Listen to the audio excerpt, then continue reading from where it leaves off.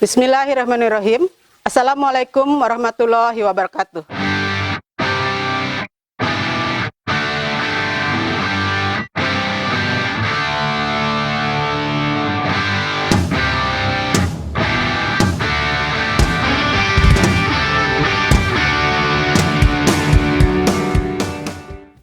Anak-anakku sekalian, semoga kalian dalam keadaan sehat walafiat.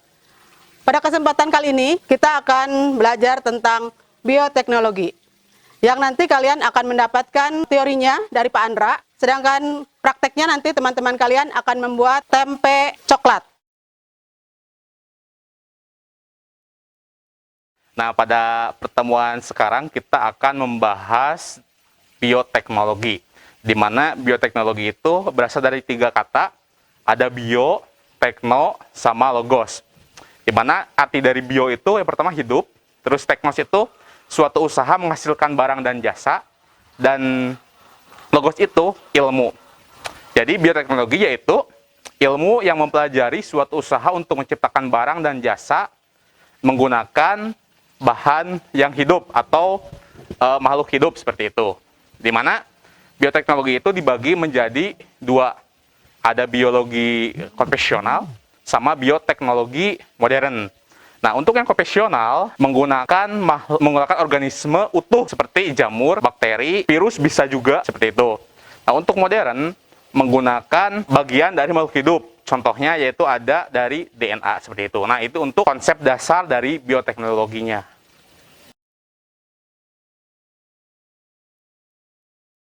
Sekarang kita akan membahas dari bioteknologi modern.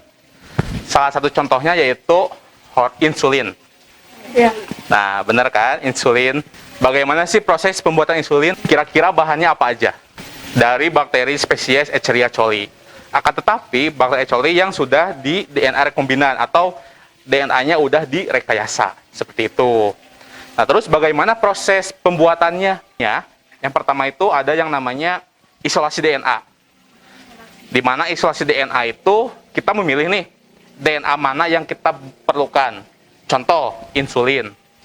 Kan kalau insulin itu kan terdapatnya pada manusia. Karena diproduksi oleh pankreas, betul kan? Betul. Nah, kalau misalkan diabetes, dia kan ada kerusakan pada pankreasnya. Makanya dia tidak bisa memproduksi insulin. Nah, bagaimana cara untuk menanggulanginya? Berarti dengan membuat insulin buatan.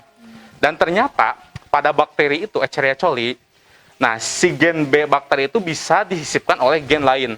Jadi walaupun misalkan gen manusia nih masukin ke bakteri, tetap bisa. Nah, makanya kita mengambil dari insulin dari manusia. Kemudian insulin yang kita diisolasi terlebih dahulu nih. Diisolasi dulu bagian mana yang akan dipilih seperti itu. Nah, setelah diisolasi, ada namanya pemotongan DNA agar si DNA yang udah diisolasi tersebut tidak rusak. Makanya dipotong terlebih dahulu menggunakan enzim retriksi. Nah, dari mana sih enzim retriksi itu diperoleh? Dari bakteri juga. Makanya ada enzim ENCHORI. Nah, di mana enzim ENCHORI itu diperoleh dari bakteri Escherichia coli. Nah, seperti itu. Nah, setelah dipotong, kan disambungkan lagi nih si DNA-nya itu. Nah, menggunakan enzim ligase. Seperti itu. Ntar si DNA-nya nyambung kembali. Nah, setelah kita mempunyai DNA yang terpilih, yang tadi itu, barulah dimasukkan ke bakteri.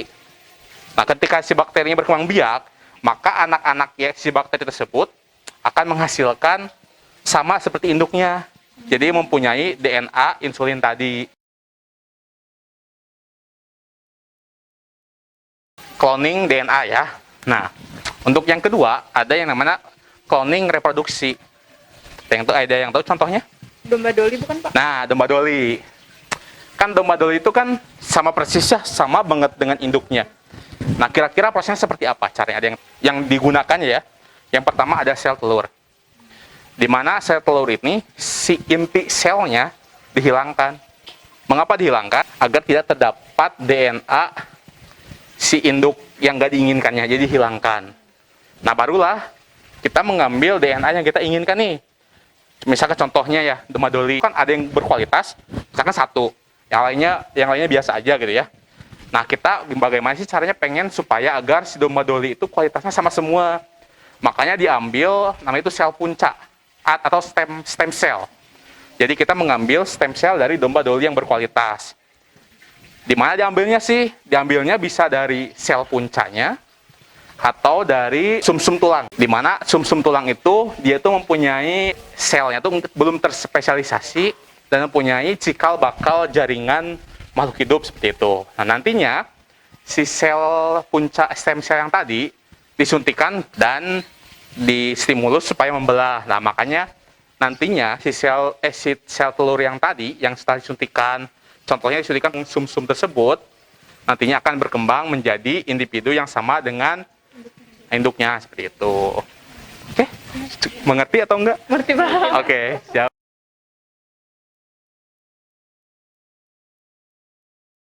Nah, yang jadi pertanyaan, bagaimana tempe itu dibuat? Apa prinsip pembuatan dari tempe tersebut? Bagaimana manfaatnya seperti itu? Jadi di sini kami akan menjawab pertanyaan dari Pak Andra. Yang pertama yaitu cara pembuatan tempe, yaitu masukkan kedelai ke mangkok, kemudian tuangkan ke air panas, tunggu kedelai sampai mengelupas kulitnya, habis itu dicuci, kemudian masukkan jamur Rhizopus sp dan tutup dengan daun pisang atau plastik. Kenapa ditutup dengan plastik atau daun pisang? Karena jamur Rhizopus sp ini adalah jamur yang respirasinya anaerob atau tidak menggunakan oksigen, sehingga diperlukan ruangan yang tertutup. Dan jamur ini juga berfungsi sebagai melunakkan dari kedelai yang asalnya keras dan mengubahnya menjadi tempe yang lebih lunak. Nah, terus tempe itu mempunyai banyak manfaat ya, yang contohnya ada vitamin B12, protein, dan karbohidrat. Nah, manfaat tempe itu bisa untuk menjaga kekebalan tubuh, terus menjaga kesehatan jantung, terus menurunkan kolesterol. Nah, si kalsium dalam tempe itu setara dengan daging sapi. Nah, tetapi bedanya kalau daging sapi itu dari protein hewani, kalau tempe itu dari protein nabati.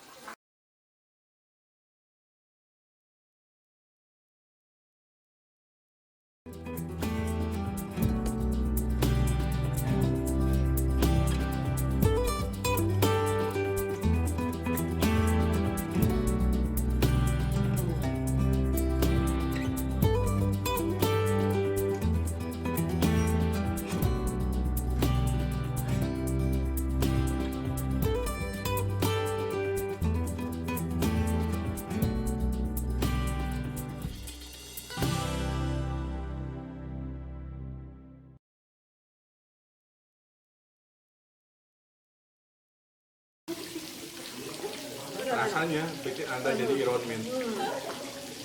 Ini yang tanpa digoreng deh. Tapi ternyata enak. Gimana yang digoreng Tante? Pakai dari tempenya, Bu. Kalau ini enggak ya. Kalau ini enggak ada rasa tempenya. Ternyata bioteknologi ya. Mantap. Mantap.